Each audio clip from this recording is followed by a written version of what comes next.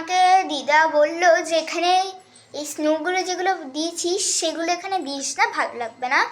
শুধুমাত্র বললো এই পাহাড়টাতে এরকম লাভ শেপের এইগুলোকে এইখানে পাহাড়ের মধ্যে দিতে, আর এই সোলার বলগুলোকে এখানে দিতে।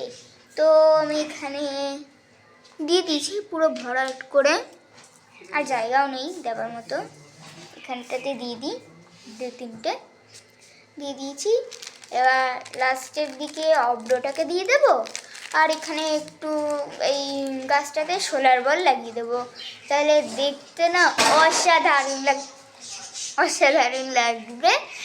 তো আমি এখানে সোলার বলগুলো লাগিয়ে আসছি, ততক্ষণে তোমরা কিছুক্ষণের জন্য অপেক্ষা করো। ওই দেখো আমার দাদির পিছনে।